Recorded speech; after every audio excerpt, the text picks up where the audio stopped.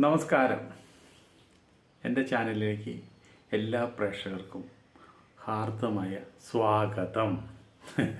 അപ്പോൾ നമ്മളിന്ന് ബിഗ് ബോസിൻ്റെ റിവ്യൂണ് പറയാൻ പോണത്. അതിന് മുമ്പ് ഒറ്റ സെക്കൻഡ് മതി ഒന്ന് ലൈക്ക് അടിക്കാനായിട്ട്. അത് നമുക്ക് വളരെ സന്തോഷമുള്ള കാര്യം.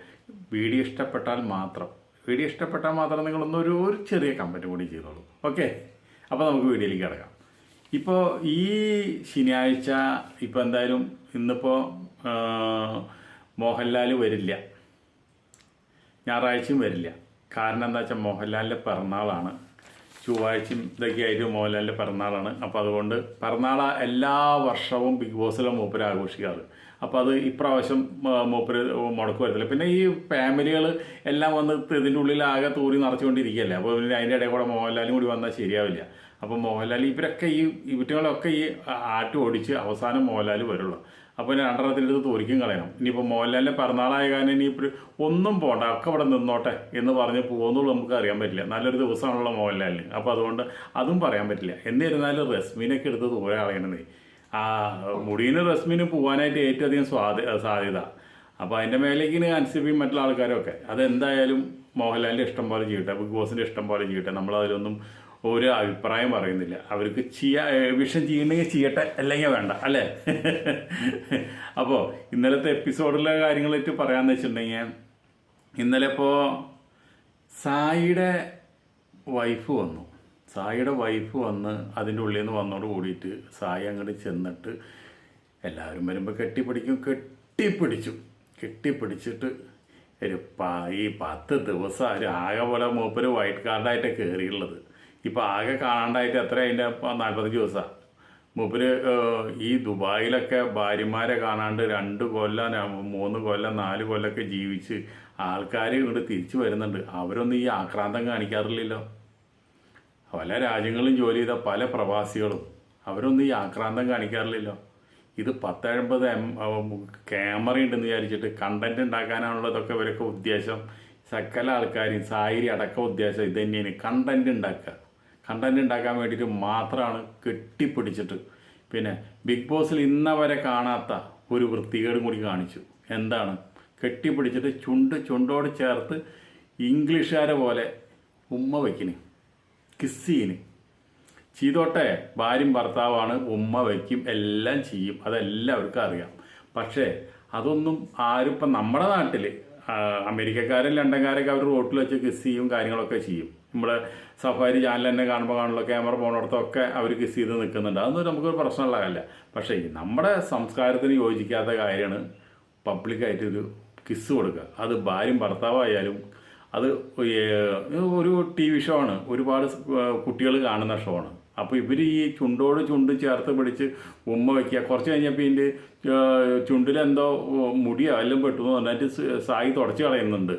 അത് തുപ്പലാണോ എന്താണെന്ന് അറിയില്ല. ഇതൊക്കെ അവരവരുടെ ബെഡ്റൂമിലും മറ്റുള്ള സവാരി സംഭാഷണത്തിനിടയിൽ അവരുടേതായുള്ള ഒരു പ്രൈവസിയിലൊക്കെ ചെയ്യുന്നതാണ്. ഒന്നുമില്ലെങ്കിൽ ഈ കാണിക്കുന്നത് സായിയുടെ അച്ഛൻ എന്ന് പറയുന്ന ആളുണ്ടല്ലോ, അദ്ദേഹം കണ്ടുകൊണ്ടിരിക്കല്ലേ, അദ്ദേഹത്തിനെ കൂടിയാണ് അപമാനിക്കുന്നത്. ഇതൊക്കെ ഓവറായിട്ടുള്ള ആക്ടിങ്ങാണ്. ഇതൊക്കെ ഭാര്യനെ ഞാൻ എൻ്റെ കണ്ണിന് കൃഷ്ണമണീന് എന്ന് നാട്ടുകാരറിയിക്കാനും കുറച്ച് വോട്ട് കിട്ടാനും ഇങ്ങനെയുള്ള ഓരോ ഉടായ്പകളായിട്ടാണ് എനിക്ക് തോന്നിയത്. ഇതൊന്നും വലിയതായിട്ടൊന്നും തോന്നിയില്ല. അതുപോലെ തന്നെ അൻസിബയുടെ ഹസ്ബൻഡിൻ്റെ എൻട്രി, അൻസിബി അല്ല കേട്ടോ, എനിക്ക് ഇത് അപ്സര, ഇവർ രണ്ടാളുടെ പേര് എനിക്ക് തെറ്റുക. അപ്സരയുടെ അമ്മയാണ് ആദ്യം വരുന്നത്. അമ്മ വന്ന വഴിക്ക് തന്നെ ഇത്രയും എല്ലാവരും കണ്ടോട് കൂടിയിട്ട് അതിൽ തെരഞ്ഞു പിടിച്ച് പോയി അഭിഷേകിന് ഉമ്മ കൊടുത്തു, കെട്ടിപ്പിടിച്ച് ഉമ്മ കൊടുത്തു. എന്താണെന്ന് എനിക്കറിയില്ല. ഇനിയിപ്പോൾ അഭിഷേകിൻ്റെ അമ്മ ഇല്ലാത്ത കാരണം ആ എപ്പിസോഡ് കണ്ടിട്ട് ഈ അമ്മയ്ക്ക് സ്നേഹം കൂടിയിട്ട് വന്ന് ഉമ്മ കൊടുത്താണോ എന്താണെന്ന് എനിക്കറിയില്ല. അതിപ്പോൾ ആൾക്കാർ ഏതൊക്കെ രീതിയിലെടുക്കാം, ഈ രീതിയിലെടുക്കാം, ഏത് രീതിയിൽ വേണമെങ്കിലും എടുക്കാം. അതൊക്കെ നമ്മുടെ മനസ്സിൻ്റെ വലിപ്പം അനുസരിച്ച് ചെയ്യാം. എന്നിരുന്നാലും ഈ നമ്മുടെ അപ്സരനെ കെട്ടിപ്പിടിക്കുന്നതിനേക്കാളും വളരെ സന്തോഷത്തോടും കൂടിയും വളരെ ആനന്ദത്തോടും കൂടിയും വളരെ ഇതായിട്ടാണ് ഹഗ് ചെയ്തത് എന്നാണ് എനിക്ക് തോന്നിയത്. നിങ്ങൾക്ക് എന്താ തോന്നിയെന്ന് വെച്ചിട്ടുണ്ടെങ്കിൽ കമൻറ്റ് കേട്ടോ. ഞാൻ തോന്നിയത് പറയുന്ന ആളാണ്. അത് ചിലപ്പോൾ നല്ലതായിരിക്കാം, പൊട്ടയായിരിക്കാം, അതൊക്കെ പോട്ടെ. അപ്പോൾ അത് കഴിഞ്ഞിട്ട് പിന്നെ അകത്ത് കൊണ്ടുപോയിട്ട് ഒരു ഡ്രാമ, ബിഗ് ബോസിൻ്റെ ഡ്രാമ, സസ്പെൻസ് സിനിമയല്ലേ, കണ്ണീർ സീരിയലല്ലേ, അപ്പോൾ ഒരു സസ്പെൻസ് വേണ്ടേ. നിന്റെ ഭർത്താവ് വന്നില്ല കേട്ടോ, ആൾക്ക് തൃശ്ശൂരും കോഴിക്കോടും തിരുവനന്തപുരത്തൊക്കെ ഷൂട്ടിങ്ങാണ്, അവിടേക്ക് പോയിക്കാണ്. അപ്പോൾ അതുകൊണ്ട് ഒരു എന്തെങ്കിലും ഒരു നിവൃത്തി ഉണ്ടെങ്കിൽ അദ്ദേഹം ഇവിടെ എത്തിയേനെ. അവളങ്ങോട്ട് കരഞ്ഞ് ഒലിച്ച് ഇതൊക്കെ രണ്ടുപേരും വരുന്നതൊക്കെ മുൻകൂട്ടി ബിഗ് ബോസ് വരെ എടുത്ത് തള്ളിയതാണ്. ആദ്യം അമ്മ വരും, അപ്പം നീ കുറച്ച് കരഞ്ഞോ, അതൊക്കെ ട്രെയിനിങ്ങും അതുപോലെ തന്നെ ഇതെല്ലാം കൊടുത്തിട്ടുള്ളതാണ്. അത് കഴിഞ്ഞിട്ടാണ് ഇവിടെ വന്നിരുന്നിട്ട് ഇവിടെ ഒലിക്കിന് അയ്യോ എൻ്റെ ഭർത്താവ് ഇവളും വന്ന് കാണാണ്ടായിട്ട് ഇപ്പോൾ ഒരു 2 കൊല്ലമൊന്നും ആയിട്ടില്ലല്ലോ, അയ്യോ കണ്ടില്ലെങ്കിൽ എനിക്ക് സന്തോഷമായേനെ അതാണ് ഇതാണെന്ന് പറയുമ്പോഴേക്കും കള്ളൻ്റെ പോലെ മോടിയിട്ട് രണ്ട് ആൾരൂപങ്ങൾ അത് ബിഗ് ബോസിൻ്റെ ഉള്ളിൽ കിടന്ന് ഓടി നടക്കണം. എല്ലാവരും കൂടി കടന്ന് പിടിച്ച് അപ്പോഴേക്കും മുഖംമൂടി എടുക്കുമ്പോൾ ഉണ്ട് അപ്സരയുടെ ഭർത്താവ്. ഭയങ്കര സന്തോഷമായി ഓടുന്നത് കെട്ടിപ്പിടിക്കുന്നു. അതിൻ്റെ ഇടയിൽ കൂടെ 2 ആൾ ഓടിയിട്ടുണ്ടായിരുന്നു. ഒരാൾ ഓടിയത് ബിഗ് ബോസിലത്തെ ക്രൂ മെമ്പറാണ്. എല്ലാവരും കൂടി അതിനും പിടിക്കാൻ പോയി. അത് പറഞ്ഞു അയ്യോ എന്നെ പിടിക്കല്ലേ, ഞാനിവിടെ നിരപരാധിയാണ്, ഇദ്ദേഹത്തിന് പിടിക്കാൻ വേണ്ടി ഞാൻ പിന്നാലെ ഓടിയതാണെന്ന് പറഞ്ഞിട്ട്. അതൊക്കെ ഒരു മുമ്പ് തന്നെ ഈ ഫാമിലി കളി വന്നതിന് ശേഷം ബിഗ് ബോസ് ആകെ തളർന്ന് ആകെ കൂതറയായി മാറി. പിന്നെ അതിൻ്റെ ഇടയിൽ കണ്ടന്റ് ഉണ്ടാക്കാൻ നോക്കുന്നത് ഈ സായിയുടെ പ്രശ്നം വെച്ചിട്ടാണ്. സായി വന്ന ഉടനെ തന്നെ പറഞ്ഞു അച്ഛനായിട്ട് എനിക്ക് പ്രശ്നമാണ്, അച്ഛൻ എന്നെ വർത്തമാനം പറയില്ല, അച്ഛനോട് എന്നെ എനിക്ക് സ്നേഹിക്കില്ല, അച്ഛൻ എന്നോട് വർത്തമാനം പറയില്ല, അച്ഛനോട് ഞാൻ സംസാരിക്കില്ല, ഞങ്ങളുടെ ഇടയിൽ ഒരു അകലുണ്ട്. കേരളത്തിൽ എത്ര അച്ഛനമ്മമാർ അങ്ങനെ അകലുണ്ട്? മക്കളോടൊക്കെ സ്നേഹമുണ്ട്, പക്ഷെ ആ സ്നേഹമൊന്നും മക്കളോട് കാണിക്കില്ല. മക്കൾക്ക് അച്ഛനോട് സ്നേഹമുണ്ട്, ആ സ്നേഹം മക്കളും കാണിക്കാറില്ല. ഇതൊക്കെ വലിച്ച് വാരി കൊണ്ടുവന്ന് കീറി ഈ ബിഗ് ബോസിൻ്റെ ഉള്ളിലിട്ടിട്ട് അലക്കേണ്ട വല്ല കാര്യമുണ്ടാ? ഇത് അവനാൻ്റെ കുടുംബത്തെ കാര്യങ്ങൾ, അവനാൻ്റെ അച്ഛനായിട്ടുള്ള എന്തെങ്കിലും പ്രശ്നം ഉണ്ടെങ്കിൽ അതൊക്കെ അവിടെ തന്നെ പറഞ്ഞു തീർക്കാവുന്ന പ്രശ്നമുള്ളൂ. അതൊന്നും ഇവിടെ ഈ ബിഗ് ബോസിൻ്റെ ഉള്ളിൽ കൊണ്ടുവന്ന് ഈ 10-50 ക്യാമറയുടെ മുമ്പിൽ വന്നിട്ട് നാട്ടുകാരെ മൊത്തം അറിയിച്ച് ഇവർക്കൊക്കെ നാണണ്ട. അപ്പോൾ ശരിക്കും പറഞ്ഞാൽ ആ സായിയുടെ അച്ഛൻ്റെ വില പോയില്ലേ? സായിയുടെ അച്ഛൻ ഇത്രയും വലിയൊരു ക്രൂരനാണ്, മക്കളെ സ്നേഹിക്കാത്തവനാണ്, മക്കളെ ചീത്ത പറയുന്നവനാണ്, കർഷകക്കാരനാണ്, പട്ടാളക്കാരൻ്റെ വീട്ടിൽ പോലെ ഇനി വളർത്തുന്നത്. ഇതൊക്കെ മഹാവൃത്തികേടൊക്കെ. ഇതൊക്കെ ബിഗ് ബോസ് അത് വെച്ചിട്ട് കണ്ടന്റ് ഉണ്ടാക്കിയിട്ട് ബിഗ് ബോസിൻ്റെ 4 പ്രമോടും അത് നല്ല വൈറലാവും. അപ്പോൾ കുറേ പൈസ അവർക്ക് അത് കിട്ടും, ഇവർക്ക് കൊടുക്കാനുള്ള റെക്കമെൻഡേഷൻ ആ വഴിക്ക് കിട്ടും. അതൊക്കെ ഒരു തട്ടിപ്പാണ് ബിഗ് ബോസിൻ്റെ. ഇതും ഇന്നലെ വർക്കൗട്ടൊന്നും ആയിട്ടില്ല. ചിലവരൊക്കെ വർക്കൗട്ടായി നോക്കിയിട്ട് അച്ഛനും മോനും തമ്മിലുള്ള പ്രശ്നങ്ങൾ ബിഗ് ബോസ് തീർത്തു, ബിഗ് ബോസ് നമ്മൾ 1000 നന്ദി. ഇങ്ങനെ ഇതൊക്കെ ഈ സായിയുടെ ഉടായ്പ എന്ന് പറഞ്ഞാൽ അവൻ ചില്ലറക്കാരനൊന്നുമല്ല. അവനൊരു ദന്ത ഡോക്ടറാണ്, നാട്ടുകാരെ പല്ല് പറിക്കാൻ നടക്കുന്ന ആളാണ്. പല്ല് പറിച്ചിട്ട് ഒന്നും കിട്ടാണ്ടായപ്പോഴാണ് മൂപ്പര് യൂട്യൂബ് ചെയ്ത് തുടങ്ങിയത്. അപ്പോൾ യൂട്യൂബ് ചെയ്തപ്പോൾ മൂപ്പര് സകല ആൾക്കാരും ട്രോളല മൂപ്പരെ പണി. എന്നെയും ട്രോൾ ചെയ്യുന്നുണ്ടായിരുന്നു. നമ്മളിപ്പോൾ ഒരു പല വീഡിയോകളും ചെയ്യുമ്പോൾ ചില വീഡിയോകൾ കേസ് ഉണ്ടാവും. എന്താ വെച്ചിട്ടുണ്ടെങ്കിൽ നക്ഷത്രയുടെ പേരിൽ ഞാനൊരു വീഡിയോ ചെയ്തു, അതിൽ നമുക്ക് ചില അപകടങ്ങൾ പറ്റി, അതിന് കേസുണ്ടായി. ഞാൻ പോയി ആ കേസ് തീർത്തു. നമ്മുടെ ഇപ്പോൾ ദിനേശിൻ്റെ പേരിൽ 10-30 കേസുള്ളത്. നമ്മുടെ ലൈറ്റ് ആക്ഷൻ കട്ടെന്ന് പറഞ്ഞ ആളെ പേരിൽ പോസ്കോ കേസ് വരെ അദ്ദേഹത്തിൻ്റെ പേരിലുണ്ട്. എല്ലാം അദ്ദേഹം ചെയ്തതാണോ? അതൊക്കെ ഉണ്ടാവും. അതേപോലെ തന്നെ ഈ മനുഷ്യൻ ഈ സീക്രട്ട് ഏജൻറ്റ് കാറിൽ ഇരുന്നിട്ട് ചെയ്യുള്ളൂ. ഭാര്യ ഉണ്ടാവും അടുത്ത്, 2 കൂതറകളെ പിന്നിലും പിടിച്ചിരുത്തും. എന്നിട്ട് നമുക്ക് ഒറ്റയ്ക്ക് ഇരുന്ന് വീഡിയോ ചെയ്യാൻ പേടിയാണ്. എന്ത് തോന്നിയാസം വിളിച്ച് പറയും, ആരും തേച്ചൊട്ടിക്കും. ഇങ്ങനെയുള്ള വൃത്തികെട്ട സ്വഭാവമാണ്. അപ്പം ഞാനൊരു കേസിൽ അങ്ങോട്ട് ഒരു വലിയ കേസൊന്നും ആയിട്ടില്ല. അവർ വിളിച്ച് ഒരു ഇത് മാത്രമല്ലോ, വേറൊന്നുമില്ല. അപ്പം നമ്മളൊക്കെ ഒരു ഓൺലൈൻ മാധ്യമങ്ങളാണ്. അപ്പം നമ്മുടെ പേരിലൊക്കെ ഒരു കേസൊന്നും അങ്ങനെ അത്ര വലിയ ഇൻഷുറുള്ള കേസൊന്നുമല്ല. ആർക്കായാലും വരും, എന്തായാലും വരും. അതൊക്കെ അതുപോലെ തന്നെ സുരേഷ് ഗോപിയുടെ കല്യാണത്തിന് പോയി അതിന് തിക്കും തിരക്കും വേറുണ്ടായി എന്ന് പറഞ്ഞിട്ടും ഈ സുരേഷ് ഗോപിയുടെ കാര്യം പറഞ്ഞപ്പോൾ ഇയാളൊക്കെ അങ്ങോട്ട് പൊള്ളി. ഇദ്ദേഹം എനിക്കെതിരെ അങ്ങോട്ട് മൂപ്പരങ്ങോട്ട് റിവ്യൂ ചെയ്യുന്നത് കാണണം.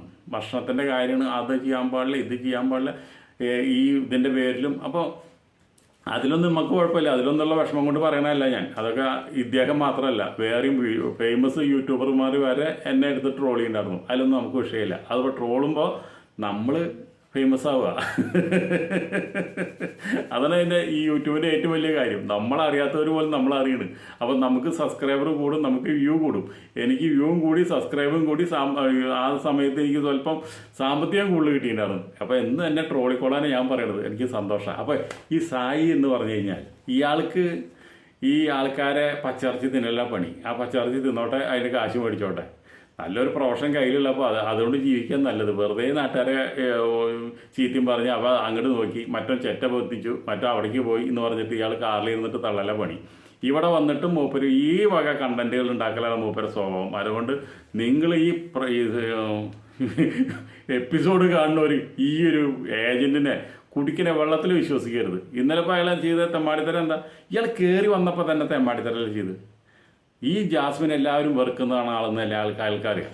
അതുപോലെ തന്നെ ഇയാൾ ജാസ്മിനെ കുറിച്ച് നെഗറ്റീവായിട്ട് റിവ്യൂ ചെയ്തിട്ടുണ്ട്. ഇയാൾ വൈറ്റ് കാർഡായിട്ട് അതിൻ്റെ ഉള്ളിൽ കയറിയത്. എന്നിട്ട് ഈ നാറി ചെയ്തത് എന്താ? കയറി ചെന്ന വഴിക്ക് ജാസ്മിനോടുള്ള പുറത്തുള്ള കാര്യങ്ങളെല്ലാം പറഞ്ഞു. നിന്റെ കല്യാണം ആലോചിച്ചാൽ നിന്റെ ചക്കൻ പോയിട്ടറാ, നീ ഇവിടെ കിടന്ന് വിലസണത്ത് നീ ഇങ്ങനെ എല്ലാവരും കെട്ടിപ്പിടിച്ച് ആ ഗബ്രിയെ പോലെ കിടന്ന് കെട്ടിപ്പിടിച്ച് നടക്കണൊക്കെ നാട്ടുകാർ കണ്ടിട്ട് നിന്നെ ആകെ ട്രോളിയിട്ടായിരിക്കുന്നത്. നിനക്ക് പുറത്ത് മുഴുവൻ നെഗറ്റീവാണ് നടക്കണത്. ഇയാൾക്ക് വല്ല വിവരം എന്ന് പറയുന്നുണ്ട് അയാൾക്ക്? ഇയാളത് പറയാൻ പാടണ്ട.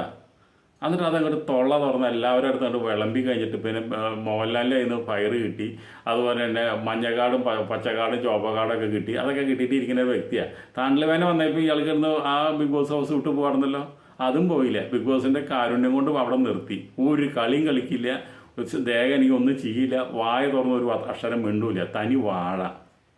അപ്പോൾ ഇത്രയും പ്രായമായില്ല ഇയാൾക്ക് ഇപ്പോൾ അച്ഛൻ്റെ സെൻറ്റിമെൻസും മറ്റുള്ള കാര്യങ്ങളും വെച്ചിട്ട് ഇതിൻ്റെ ഉള്ളിൽ വന്നിട്ട് സെൻറ്റിമെൻസ് കളിക്കേണ്ട വല്ല കാര്യമുണ്ടോ? അതൊക്കെ ഉണ്ടായിപ്പാന്നേ. എന്നിട്ട് ഇയാൾക്ക് ഒരു കാരണവശാലും കപ്പ് കിട്ടില്ല എന്ന് നമുക്ക് എല്ലാവർക്കും അറിയാം. എന്നിട്ട് പിന്നെ പറയണത് അച്ഛൻ വന്നിട്ട് പറഞ്ഞു, നീ കപ്പൊക്കെ കൊണ്ടുപോവാ, നീ കപ്പും കൊണ്ടുവരുന്ന കാത്തിട്ടാണ് ഞാനിരിക്കണമെന്ന്. മകൻ പോയിട്ട് നമ്മുടെ ഇന്ത്യക്ക് വേണ്ടിയിട്ട് അതിർത്തിയിൽ ധീര ജവാനായിട്ട് ഇവിടെ ശരിക്കും പറഞ്ഞു കഴിഞ്ഞാൽ ഇവിടെ അതിർത്തിയിൽ യുദ്ധം കഴിഞ്ഞ് അത് അവിടെ വിജയിച്ച് ഓടി വന്നതല്ലേ മൂപ്പര്, അല്ലെങ്കിൽ പത്മശ്രീ കിട്ടിയിട്ട് പറയാൻ വന്നതല്ലേ ഈ ഇദ്ദേഹത്തിന് ഇത്ര അഭിനന്ദിക്കാനായിട്ട്. ഈ ബിഗ് ബോസ് എന്ന് പറഞ്ഞ കൂതറ ഷോയിൽ ആർക്കും പോവാം, ഏത് കുറ്റിച്ചൂലിനും പോവാം, കുറച്ച് വായിൽ നാക്കുണ്ടായാൽ മതി. അവിടെ പോയി കഴിഞ്ഞ് കഴിഞ്ഞാൽ എല്ലാം ആയിന്നാണ് ഈ മാതാപിതാക്കളെ ഏറ്റവും വലിയ ആഗ്രഹം, ഇത് വിശ്വാസം. ആ വിശ്വാസം അതുപോലെ തന്നെ ഇരിക്കട്ടെ, അത് അരിക്ക് ഇട്ട് ഉറപ്പിച്ചിരിക്കട്ടെ. ഇങ്ങനെയെങ്കിലൊക്കെ ബിഗ് ബോസ് ചെയ്യുന്നുണ്ടല്ലോ. അച്ഛനും മകനുള്ള വലിയ വഴക്കാണല്ലോ ഇവർ നടന്നു നോക്കണത്, ഗംഭീര വഴക്കാണ്, അതാണല്ലോ തീർത്തു കൊടുത്തത്. എൻ്റെ ബിഗ് ബോസ് എന്തെനിക്ക് നാണണ്ട ഈ വക ചെറ്റത്തരങ്ങൾ കാണിച്ച് കണ്ടന്റ് കാണിച്ചുണ്ടാക്കാനായിട്ട്. പിന്നെ മൂപ്പര് ഇന്നത്തെ എപ്പിസോഡിൽ കാണാൻ പോകുന്നുണ്ട്, മൂപ്പര് മൈക്കൊക്കെ എടുത്ത് തൂരറിയുന്നു. പ്രോപ്പർട്ടി അല്ലേ ബിഗ് ബോസിൻ്റെ പ്രോപ്പർട്ടി അല്ലേ മൈക്ക്? ഒരു മൈക്ക് എന്ന് പറഞ്ഞാൽ അതിൻ്റെ ഉള്ളിലേക്ക് കയറുന്ന ആൾക്കാരെ ഹൃദയമാണ്. ആ ഹൃദയത്തിലൂടെയാണ് നമ്മൾ ബിഗ് ബോസ് കാണുന്നതും ബിഗ് ബോസ് കേൾക്കുന്നതും. ആ മൈക്ക് എടുത്ത് തോരറിയാന്ന് പറഞ്ഞാൽ ഇതിൽ മുമ്പ് എറിഞ്ഞുള്ളത് ജാസ്മിനും മറ്റുള്ള കുറച്ച് ആൾക്കാർ എറിഞ്ഞിട്ടുണ്ട്. അപ്പോൾ ഇയാൾ അതേ പാത തന്നെ പിന്തുടരണം. മൈക്കൊന്നും നമുക്ക് പുല്ല് വലിയാണ്, അതെടുത്ത് തോരിക്കറിഞ്ഞു. സിബിയും പോലും മൈക്ക് എടുത്ത് ഒരു ഇതിൽ വെക്കുക ചെയ്തത് ഭംഗിയായിട്ട്, എടുത്ത് തോരിക്കറിഞ്ഞില്ല. ഇയാളങ്ങോട്ട് തോരിക്കറിഞ്ഞു. എന്താ കാരണം? ഇയാൾക്ക് 10-30 പട്ടികളും നായകളൊക്കെ ഉണ്ട്. അതിലേതോ ഒരു പട്ടി ഇയാളെ മരിച്ചു. ആ പട്ടി മരിച്ചത് ഭാര്യ വന്ന് ഇവിടെ കണ്ടൻ്റാക്കി. ആ കണ്ടൻ്റാക്കിയപ്പോൾ അതിൽ കണ്ടൻറ്റ് കൊണ്ട് ഒന്നും കൂടി ഇതാക്കണമല്ലോ, ഒന്നുകൂടി ടൈറ്റ് ചെയ്യണമല്ലോ. അപ്പോൾ പോരത് ബിഗ് ബോസ് അവസാന ലാപ്പിലേക്ക് കിടക്കല്ലേ. അപ്പോൾ ഒന്ന് ടൈറ്റ് ചെയ്തു സായിയുടെ കണ്ടൻറ്റ് അവിടെ എടുത്തിറക്കി. ഇവൻ സീക്രട്ട് ഏജൻ്റാന്ന് ആലോചിക്കണം കേട്ടോ. അവൻ പറയണമെന്നൊന്നും വിശ്വസിക്കരുത്. അത് കഴിഞ്ഞ് എൻ്റെ നായ ചത്തേ എന്ന് പറഞ്ഞിട്ട് കരച്ചിൽ, ബാത്റൂമിൽ കയറി കരച്ചിൽ. എന്തൊക്കെ നാടകങ്ങൾ ഇവരൊക്കെ കാണിക്കുന്നത് കാണണം. ഇതിനു മുമ്പ് പലരും ഡോഗുകളെ വളർത്തുന്നുണ്ട്, ഒരുപാട് സ്നേഹിക്കുന്നുണ്ട്, മക്കളെ പോലെ സ്നേഹിക്കുന്നുണ്ട്, ഒക്കെ ശരി തന്നെ. ഇയാൾക്കും മരണം ഉണ്ടാവില്ലേ? നമ്മളെല്ലാവരും മരിക്കില്ലേ? ബന്ധുക്കളും സ്വന്തക്കാരും മക്കളും എല്ലാവർക്കും മരണമില്ലേ? അതുപോലെ തന്നെ ആ നായിക്ക് മരണം ഉണ്ടായി, അത്ര തന്നെ. വേറെ ഉണ്ടല്ലോ 10-30 സ്നേഹിക്കാനായിട്ട്. ഒരെണ്ണത്തെ മരിച്ചപ്പോൾ അതായി ഏറ്റവും വലിയ സ്നേഹമുള്ളത്. അപ്പോൾ അതുകൊണ്ടാണ് പറഞ്ഞത്, എന്തുണ്ടെങ്കിലും നാറിയ കണ്ടൻ്റ് ആക്കാൻ വേണ്ടിയിട്ട് അതിൻ്റെ ഉള്ളിലുള്ള മത്സരാർത്ഥികൾ എന്ത് നാറി കളി കളിക്കും. അതുകൊണ്ടൊക്കെ തന്നെയാണ് ഈ ബിഗ് ബോസ് നാറി ഇതായി പോണതിൻ്റെ കാരണം. അപ്പോൾ ഈ സായിനൊന്നും നിങ്ങൾ വിശ്വസിക്കരുത്. ഇയാൾ കാറിലിരുന്ന് കാണിക്കുന്ന ഉടായ്പൊന്നുമല്ല, അതിലും വലിയ തലയും കൊണ്ട് അവിടെ വന്നു നോക്കണത്. തണല് വേനയാകുമ്പോൾ ഇങ്ങനെ പല സാധനങ്ങളെ ഇറക്കി വിടും. അച്ഛനെയും കൊണ്ടുവരും, അമ്മേനെയും കൊണ്ടുവരും. അയാൾ വെച്ചിട്ടുണ്ടെങ്കിൽ സമാധാനമായിട്ട് അയാൾ കുടുംബത്തിൽ ഇരുന്നോളും. അയാളും കൂടി ഇതിലെ കഥാപാത്രമാക്കി അയാളെയും കൂടി കൊണ്ടുവന്ന് അയാളെയും കൂടി നാറ്റിച്ചു. അയാൾക്ക് വരെ നാട്ടു പുറത്തിറങ്ങി നടക്കാൻ പറ്റാത്ത സ്ഥിതിയിലേക്കാക്കി ഈ ബിഗ് ബോസ് കാരണം. എന്താണ്? അയാളൊരു ക്രൂരനായ അച്ഛനായി മാറിയില്ലേ, ഇപ്പം മാന്യനായില്ലേ. സായി പുരാണം അവിടെ ഇരിക്കട്ടെ, അതിൽ നമുക്ക് വലിയ കഥയില്ല. ഇപ്പോൾ നമുക്ക് ജാസ്മിൻ പുരാണം എടുക്കാം, അതിനുള്ളപ്പോൾ മാർക്കറ്റ്. അപ്പോൾ ഇന്ന വരെ സീസണിൽ എല്ലാവരും സമ്മതിച്ച ഒരു കാര്യമാണ്, ഇന്ന വരെ സീസണിൽ ജാസ്മിനെ പോലെ ഇത്രയും വൃത്തികെട്ടൊരു സ്ത്രീ ഇന്ന വരെ എപ്പിസോഡിലേ വന്നിട്ടില്ല, ഇന്ന വരെ സീസണിൽ വന്നിട്ടില്ല. എല്ലാ എപ്പിസോഡിലും അവളുടെ വൃത്തികെട്ട സ്വഭാവം കാണിക്കൊണ്ടിരിക്കുക. ഇപ്പോൾ ഗബ്രി പോയതിന് ശേഷം ഇപ്പം മൂപ്പര് എന്താണെന്ന് വെച്ചിട്ടുണ്ടെങ്കിൽ ഇപ്പോൾ അർജുൻ്റെ മേത്താണ് ഇപ്പം മൂപ്പര് പടർന്ന് കയറിക്കൊണ്ടിരിക്കുന്നത്. നിങ്ങൾ എപ്പിസോഡ് ശ്രദ്ധിച്ചാൽ കാണാം.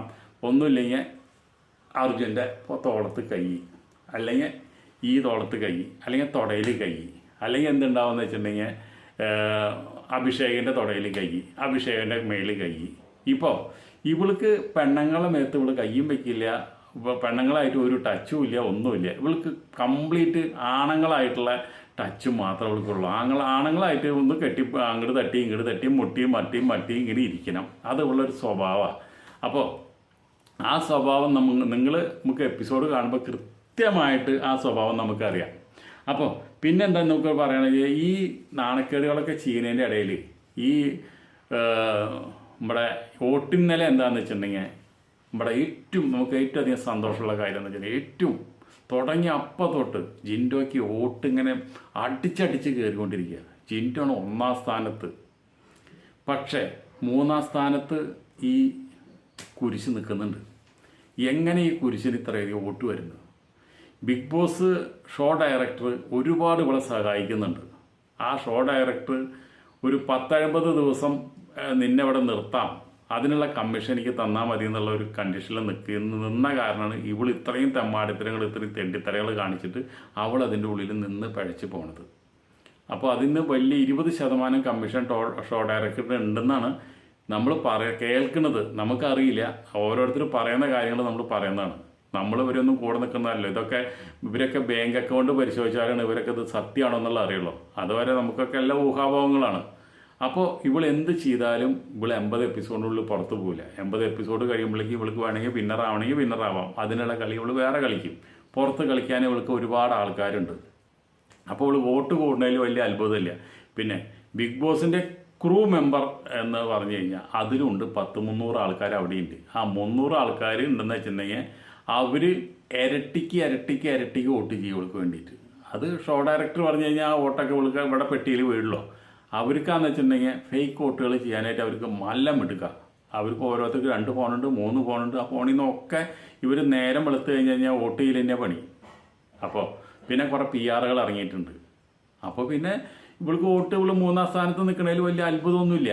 അതെന്തെങ്കിലും ആവട്ടെ. അവസാനം എന്തായാലും ജിൻഡോൻ്റെ അടുത്തേക്ക് എത്തി നോക്കാനൊന്നും പറ്റിയിട്ടില്ല. ജിൻഡോ ഒക്കെ വളരെ മുകളിലാണ് നിൽക്കുന്നത്. അപ്പോൾ നമുക്ക് എന്തായാലും അർഹിക്കാത്ത കൈകളിൽ ഈ ബിഗ് ബോസ് ഈ 50 ലക്ഷം കൊണ്ട് വെച്ച് കൊടുക്കുമ്പോൾ നമുക്കപ്പോൾ പ്രതികരിക്കാം. അതുപോലെ നമുക്കിപ്പോൾ ഇങ്ങനെയുള്ള കാര്യങ്ങളൊക്കെ സംസാരിച്ചിരിക്കാം. പിന്നെ എനിക്ക് വൃത്തികെട്ട ഒരു സംഭവം കൂടി പറഞ്ഞ് നമുക്ക് ഈ എപ്പിസോഡ് അങ്ങോട്ട് വൈൻഡപ്പ് ചെയ്യാം.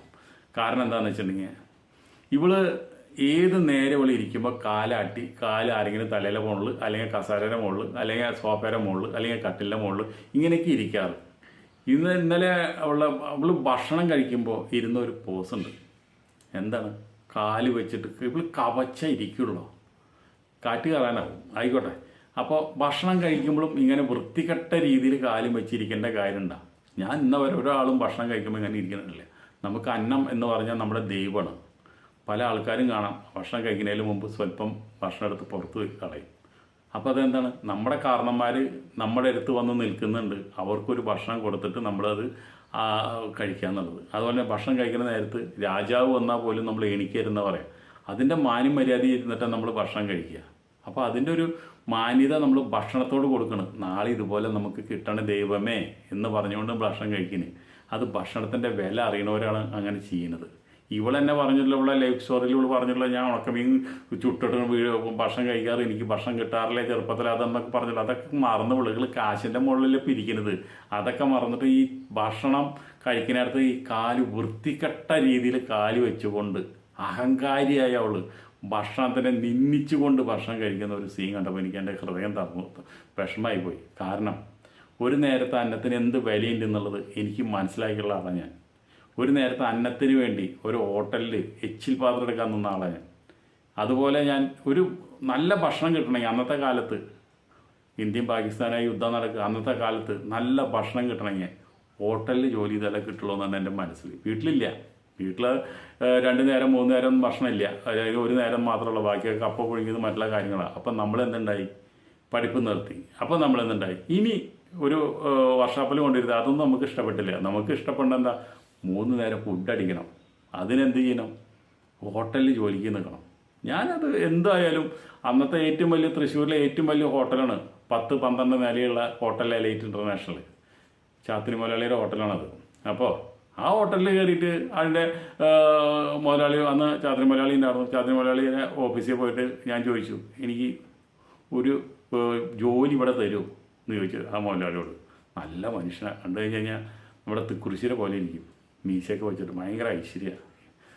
അങ്ങനത്തെ ആൾക്കാരെ നമ്മൾ വളരെ കുറവ് കണ്ടിട്ടുള്ളൂ. അപ്പോൾ അദ്ദേഹം പറഞ്ഞു, ഞാൻ പറഞ്ഞു ഭക്ഷണത്തിന് വേണ്ടിയിട്ടാണ്, ശമ്പളം തന്നില്ലെങ്കിലും കുഴപ്പമില്ല. അപ്പോൾ അത് ആൾക്ക് മനസ്സിലങ്ങോട്ട് ഏറ്റു. ആൾ പറഞ്ഞു ശരി, മാനേജരെ വിളിച്ചു. ഇദ്ദേഹത്തിന് എന്തെങ്കിലും അവിടെ ഒഴിവുള്ള ഏതെങ്കിലും പോസ്റ്റിൽ ഇദ്ദേഹത്തിന് ജോലി കൊടുക്കാൻ പറഞ്ഞു. അത് പറഞ്ഞ് ഞാൻ മാനേജർ കൂടെ പോയി. അങ്ങനെ ആൾ വേറൊരു സൂപ്പർവൈസറെ പരിചയപ്പെടുത്തി. അപ്പോൾ ആ സൂപ്പർവൈസർ എന്നോട് പറഞ്ഞതെന്ന് വെച്ചിട്ടുണ്ടെങ്കിൽ ഇപ്പം എല്ലാം ഇവിടെ ഫുള്ളാണ്, ഇവിടെ ഒഴിവുള്ളത് എന്താണെന്ന് വെച്ചിട്ടുണ്ടെങ്കിൽ പ്ലേറ്റ് കഴുകാനായിട്ട് ഒരാളെ വേണം, അവിടെ ഒരാൾ ഒഴിവുണ്ട്, അവിടെ നിൽക്കാൻ പറ്റുമോ എന്ന് ചോദിച്ചു. ഞാൻ പറഞ്ഞു നിൽക്കാമെന്ന് പറഞ്ഞു. അപ്പോൾ നിങ്ങൾക്ക് ഒരു ദിവസം 3 രൂപ ശമ്പളം, അപ്പോൾ ഒരു മാസം 300 രൂപ മതി, ശമ്പളയെ പ്രതീക്ഷിക്കില്ല, 3 നേരം ഭക്ഷണം കിട്ടിയാൽ മതി എന്നുള്ള നിലയിൽ നമ്മുടെ മനസ്സിൽ അത് പറഞ്ഞില്ല, അത് മുതലാളിയോട് പറഞ്ഞു കേട്ടോ. അങ്ങനെ പ്ലേറ്റ് കഴുകാൻ നിന്നു. പ്ലേറ്റ് കഴുകാൻ നിൽക്കുമ്പോൾ ഒരു സുഖം എന്താണെന്ന് വെച്ചാൽ അവിടെ ഭക്ഷണം ഒരു മെസ്സാണ്, നമുക്ക് 10-100 ജോലിക്കാരുണ്ട്. അപ്പോൾ നമുക്കൊക്കെ ശനി ഞായർ ഓരോ ദിവസങ്ങൾ പല മെനുകൾ, അതിന് സെപ്പറേറ്റ് ഇവിടെ ഹോട്ടലിൽ ഉണ്ടാക്കുന്ന ഭക്ഷണം നമുക്ക് കിട്ടില്ല. നമുക്ക് അവിടെ അപ്പുറത്ത് ഒരു ചെറിയൊരു ഹോട്ടൽ പോലെ ഉണ്ട്, അവിടെ നമുക്ക് പോയി 3 നേരം ഭക്ഷണം കഴിക്കാം, ചായ കുടിക്കാം, അതൊക്കെയാണ്. അപ്പോൾ ഈ പ്ലേറ്റ് കഴിയുമ്പോൾ നമുക്കുള്ളൊരു സുഖം എന്താണെന്ന് വെച്ചിട്ടുണ്ടെങ്കിൽ വലിയ വലിയ കാശുകാർ വന്നിട്ടുണ്ട് കഴിക്കുക. Chilli chicken, ginger chicken, noodle, fish molee, മറ്റേ മോളി, മറിച്ച മോളി, തന്തൂരി ചിക്കൻ, ഇങ്ങനെയുള്ള സാധനങ്ങളൊക്കെ അവരൊക്കെ ഓർഡർ ചെയ്തിട്ട് അവരൊക്കെ ചിലപ്പോൾ ഈ ഇത്രയും സാധനങ്ങൾ സൂപ്പും കാര്യങ്ങളൊക്കെ ഓർഡർ ചെയ്ത് കഴിഞ്ഞ് കഴിഞ്ഞാൽ അവർ കുറേശ്ശൊക്കെ കഴിക്കുള്ളൂ, ബാക്കിയൊക്കെ അവർ ബാക്കി വയ്ക്കും. അപ്പോൾ ഈ നമ്മുടെ റെസ്റ്റോറൻറ്റ് ക്ലീൻ ചെയ്യുന്ന ആൾക്കാർ അത് കൊണ്ടുവന്ന് നമ്മൾ ഈ പ്ലേറ്റ് കഴുകേണ്ടതിൻ്റെ അവിടെ കൊണ്ടുവയ്ക്കും. അപ്പം നമ്മൾ എന്തുണ്ടാവും, നമ്മൾ ഇന്ന് വരെ കാണാത്തതും കേൾക്കാത്തതും നമ്മൾക്ക് പോലും രുചി നമ്മുടെ തലയ്ക്ക് പിടിക്കുന്ന സാധനങ്ങൾ ഇരിക്കുന്നുണ്ടാവും. അതൊക്കെ എടുത്ത് നമ്മൾ പ്ലേറ്റിൽ വയ്ക്കും. പ്ലേറ്റിൽ വെച്ച് നമ്മളവിടെ മെസ്സിൽ ഭക്ഷണം കഴിക്കാൻ പോവില്ല, അതൊക്കെ എടുത്ത് പ്ലേറ്റിൽ വയ്ക്കും, അതിട്ട് നമ്മളിരുന്ന് കഴിക്കും. അങ്ങനെ അന്ന് ഏത് ചൈനീസ് ഭക്ഷണം ഉണ്ടോ, ഏതെല്ലാം പൈസയുള്ള വലിയ വലിയ പൈസയ്ക്ക് ആൾക്കാർ മേടിച്ച് കഴിക്കുന്നതൊക്കെ പകുതി കഴിച്ച് അവിടെ വയ്ക്കുമ്പോൾ അതൊക്കെ നമ്മൾ അതിൽ നിന്ന് എടുത്ത് നമ്മൾ കഴിക്കും. അതുപോലെ തന്നെ അവിടെ ഒരു പ്ലേറ്റ് വാഷിൻ്റെ അവിടെ നിന്ന് തന്നെ ഒരു സ്വല്പം ചെറിയൊരു റൂമുണ്ട്. നമ്മളിവിടെ പ്ലേറ്റ് കഴുകാനില്ലെങ്കിൽ നമുക്ക് അവിടെ നിന്ന് റെസ്റ്റ് എടുക്കാം. അപ്പോൾ അവിടെ ആ റൂമിൽ എടുത്ത് വയ്ക്കുന്നതൊക്കെ അത് കഴിഞ്ഞിട്ട് ഇവിടെ പ്ലേറ്റ് കഴുകാൻ കുറച്ച് കഴിയുമ്പോൾ ഭക്ഷണം കഴിക്കുന്ന നേരമാകുമ്പോൾ നമ്മൾ അതിൻ്റെ ഉള്ളിലേക്ക് കയറി ഇരുന്നിട്ട് ഇത് കഴിക്കും. അപ്പോൾ ഒരു ദിവസം ഒരു 7 മണിക്ക് പ്ലേറ്റ് കഴുകി ഇരുന്നിട്ട് ഒരു 7 മണി 8 മണിയപ്പോൾ ഭക്ഷണം കഴിക്കുന്ന നേരമായപ്പോൾ ഈ ചില്ലി ചിക്കനും ജിഞ്ചർ ചിക്കനും നൂഡിൽസും എല്ലാം കൂടി മിക്സഡായിട്ട് നമ്മളിരുന്ന് കഴിക്കുക, ആർത്തിയോടെ കഴിക്കുക. പിന്നെ ഈ ചാത്തിരി മുതലാളി ഒരു 8 മണിയാകുമ്പോൾ പതുക്കെ അതിലൊക്കെ ഒന്ന് നടക്കുക, ആൾ പൈസ ആയിട്ടുണ്ട്. അപ്പോൾ ആൾ നടന്നു വരുമ്പോൾ പ്ലേറ്റ് വാഷിനോട് ആളെ കാണാനില്ല. അപ്പോൾ മൂപ്പര് ആ റൂമിലേക്ക് നോക്കിയപ്പോൾ ഞാൻ ഇരുന്ന് കഴിക്കുക. മുതലാളിനെ കണ്ടോടുകൂടി ഞാൻ ആകെ ഞെട്ടി, വേഗം ആ പ്ലേറ്റ് അവിടെ വെച്ചിട്ട് ഞാൻ ഏറ്റു നിന്നു. അപ്പോൾ ആൾ പറഞ്ഞു എണീക്കരുത്, അതിരുന്ന് കഴിക്കി, ഭക്ഷണം കഴിക്കി, ഭക്ഷണം കഴിക്കുന്നവർക്കൊന്നും എണീക്കരുത് എന്ന് പറഞ്ഞു. എന്നിട്ട് ആ ഭക്ഷണം ഞാൻ അവിടെ ആൾ എനിക്കാൻ സമ്മതിച്ചില്ല, അങ്ങനെ ഇരുന്ന് കഴിച്ചു. അപ്പോൾ നിങ്ങളൊന്ന് ആലോചിക്കുക, ഭക്ഷണത്തിന് നമ്മൾ എന്തെല്ലാം ത്യാഗം ചെയ്തിട്ടാണ് നമുക്ക് ആ ഭക്ഷണം കിട്ടുന്നത്. ഇതിപ്പോൾ ഒരാൾ കഴിച്ച വേസ്റ്റ് ആയാലും നമ്മളത് കഴിക്കുന്നത് ഒരു ബഹുമാനത്തോടു കൂടി. അത് കഴിക്കുന്നത് കണ്ടപ്പോൾ തന്നെ ആ മുതലാളിക്കുള്ള സന്തോഷം, അത് വേസ്റ്റാക്കി കളയുന്നില്ലല്ലോ, നമ്മളത് കഴിക്കുകയല്ലേ ചെയ്യുന്നത്, ആൾക്കുള്ള സന്തോഷം, ആളവിടെ ഇരുത്തി അത് കഴിച്ചോളാൻ പറയുന്നത്, അതാണ് ഭക്ഷണത്തിൻ്റെ ഉള്ള ബഹുമാനം. നമുക്ക് അങ്ങനെ ബഹുമാനിച്ചാൽ നമുക്ക് നാളെയും ഭക്ഷണം കിട്ടും. അപ്പം നിങ്ങൾ എന്താ ചെയ്യേണ്ടത്, ലൈക്ക് അടിക്കാൻ മറക്കരുത്, 1 സെക്കൻഡ് മതി ലൈക്ക് അടിക്കാൻ. അതുപോലെ തന്നെ കമൻറ്റ് ഇടുക. വീഡിയോ ഇഷ്ടപ്പെട്ടാൽ നിങ്ങൾ ഒന്ന് ഷെയർ ചെയ്യുക. അപ്പോൾ നമുക്ക് നാളെ എപ്പിസോഡ് നമുക്ക് വീണ്ടും കാണാം. അതുവരെ നിങ്ങൾക്ക് എല്ലാവർക്കും നമസ്കാരം, ബൈ.